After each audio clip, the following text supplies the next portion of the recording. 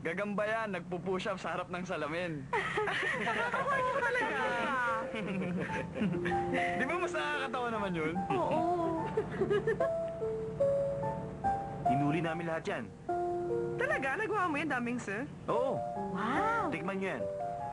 Ay nako, hindi ko alam na marunong ka pala mamingwit. Oo nga, ang galing mo pala.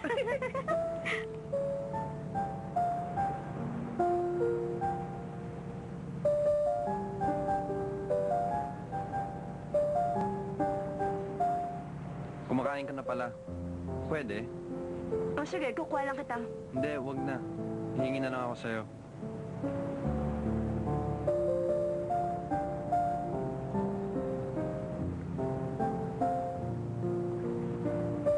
Si Chin, nasan siya? Hindi ko alam. Pasensya na kung naabala ko kayo kanina. Naku, ano ba itong pinagsasabi ko sa kanya? Narinig mo? Alam mo, hindi ko naman sinasadya talaga. Papasok na kasi ako, kaya narinig ko lahat. Aksidente kong narinig lahat.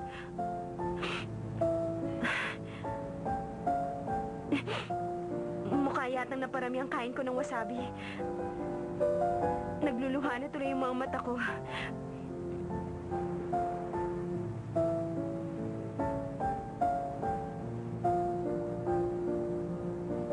Alam ko namang mababa ang tingin mo sa akin, Day. Makasarili ako. Mahirap pakisamahan. Pero huwag mo naman sana akong kainisan. Kahit na nga ba ako lang ang nag-iisip na magkaibigan tayo sa rooftop. Kung naiinis ako sa'yo, hindi kita gagawa ng mabuti.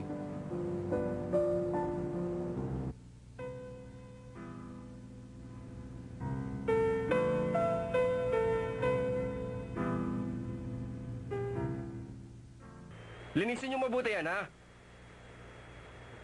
Sige na, bilisan niyo.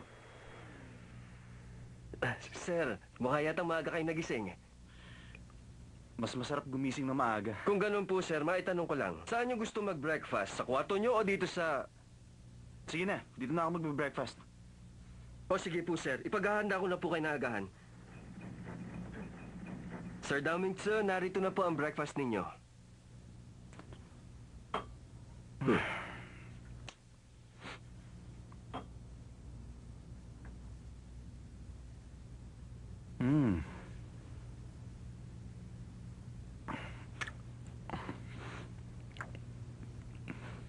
Sir, nagustuhan niyo po ba ang inyong agahan?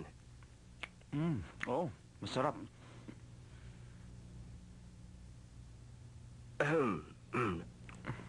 Sir, meron lang po ako napansin. Mukha yatang maganda ang mood ninyo nitong mga nakaraang araw.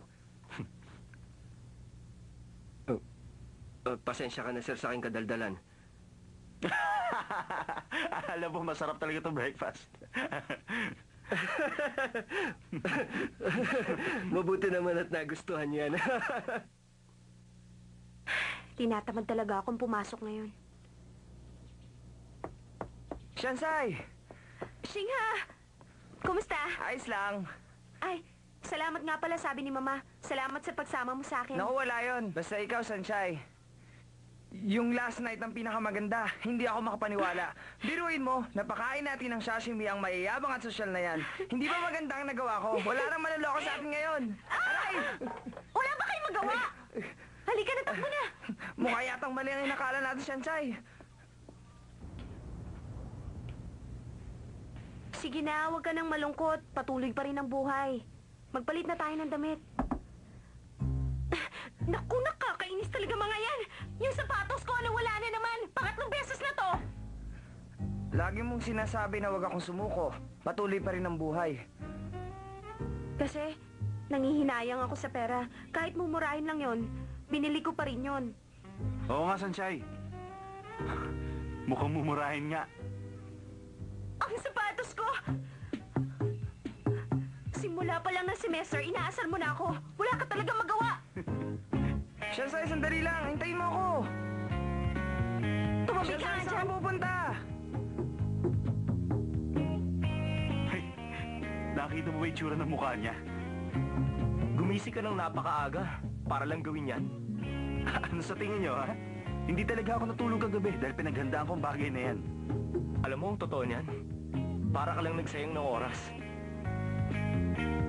Ganun ba?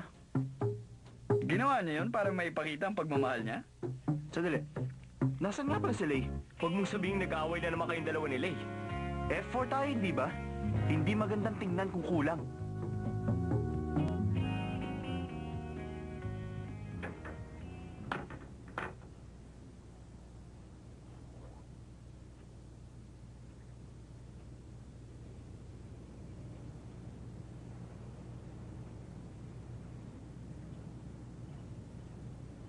Hinahanap mo ako?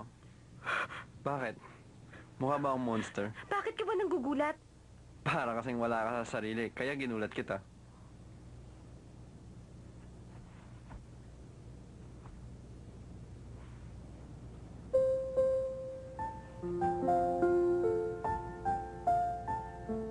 Bakit ka nakatingin? Gusto mo akong samahan?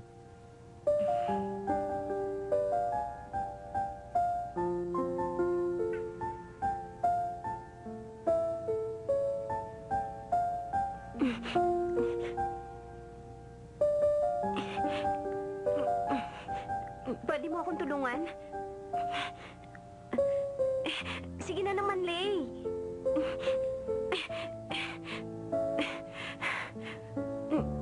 Salamat. Wow! Mas maganda pala dito. Nakikita mo lahat.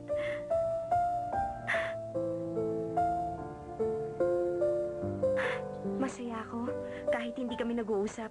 Napakaganda para sa akin ang araw na ito. Magkatabi kami nakaupo ni Lay. Napakasarap ng pakiramdam.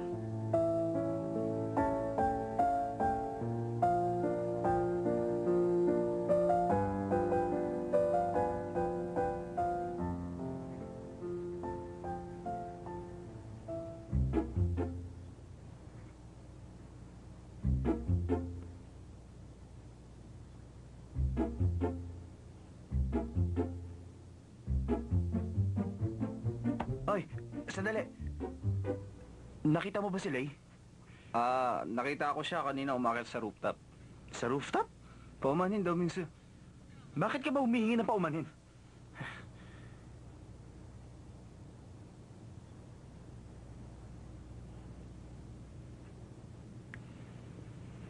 Ang akala ko hindi na kita makikita dito. Iniisip ko kasi galit ka sa akin. Pero ngayon masaya na ako. Masyado kang maraming akala. Totoo yun. Hindi mo lang kasi alam. May mga bagay na simple, pero yun ang mahalaga.